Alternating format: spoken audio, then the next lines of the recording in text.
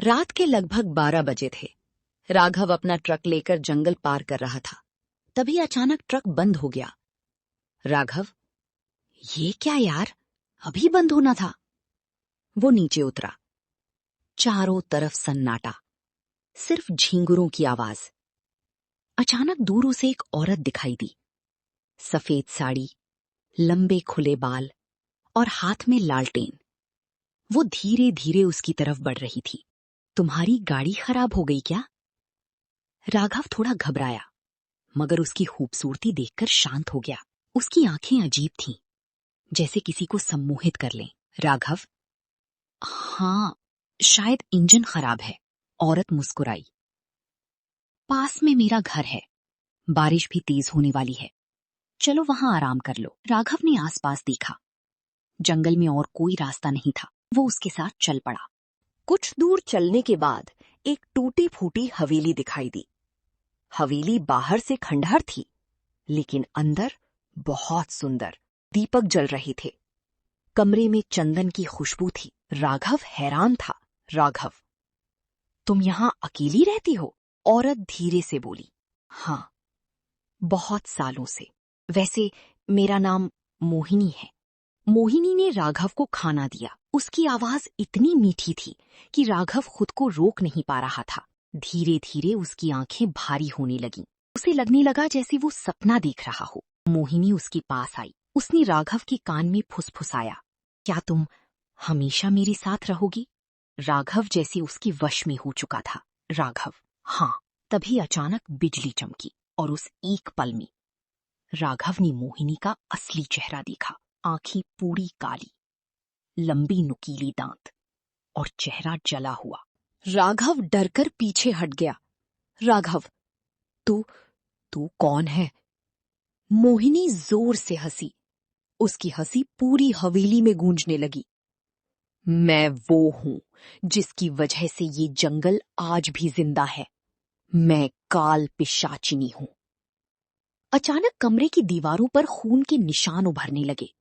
चारों तरफ लोगों की चीखें सुनाई देने लगी। मोहिनी ने अपनी कहानी बताई। सालों पहले वो एक साधारण लड़की थी। गांव के ठाकुर ने उसे धोखा दिया, उसके परिवार को मार डाला और उसे इसी जंगल में जिंदा जला दिया। मरते समय उसने बदला लेने की कसम खाई। तभी एक काली शक्ति ने उसकी आत्मा को पिशाचिनी बना दिया।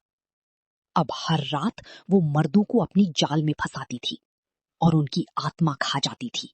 मोहिनी धीरे धीरे हवा में उठने लगी। उसके बाल अपने आप उड़ रहे थे। कमरे की खिड़कियां जोर जोर से बजने लगी।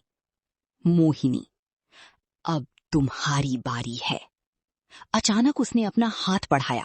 उसके नाखून राघव की गर्दन में धंस गए। राघव दर्द से चिल्लाया। वो भागकर हवेली के दूसरे कमरे में घुस गया। बंद कमरा। कमरे में बहुत सारी पुरानी तस्वीरें थीं और एक कोने में एक बूढ़ा साधु बैठा था। राघव डर गया। साधु, वो तुम्हें नहीं छोड़ेगी। राघव, मुझे बचा लो बाबा। साधु ने उसे एक तावीज दिया।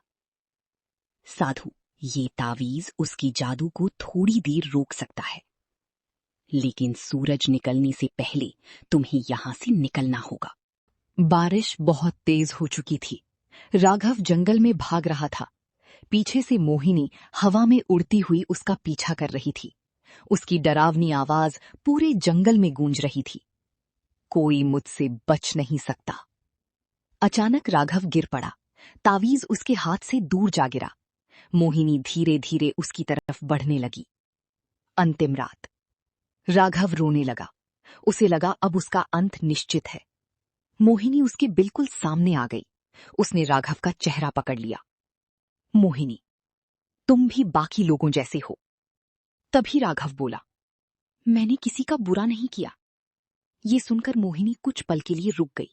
उसकी आंखों में आंसू आ गए, जैसे उसके अंदर की इंसानियत अभी भी जिंदा हो।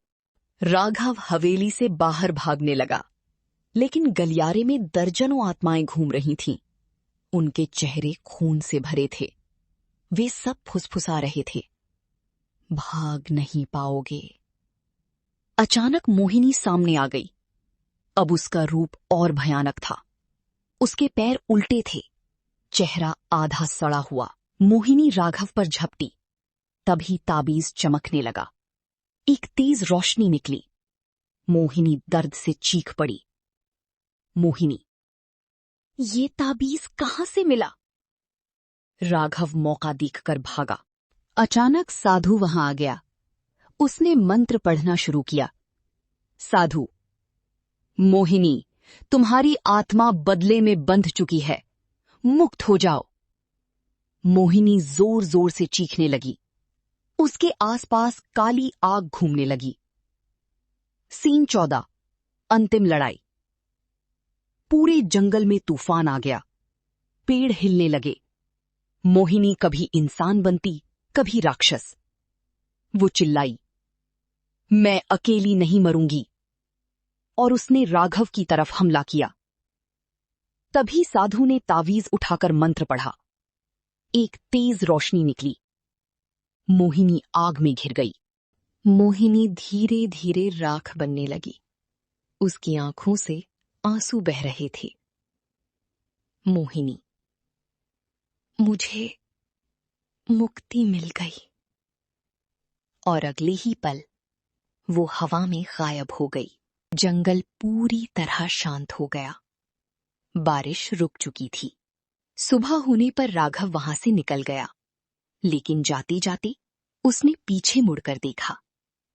हवेली गायब थी, जैसे वहां कभी कुछ था ही नहीं। सिर्फ एक टूटा हुआ ताबीज जमीन पर पड़ा था, और दूर जंगल से फिर वही आवाज आई, राघव। राघव डरकर भाग गया। लेकिन आज भी लोग कहते हैं, बरसात की काली रातों में उस जंगल से एक औरत की हंसी सुनाई देती है, और जो भी उस आवाज के पीछे जाता है वो कभी वापस नहीं आता।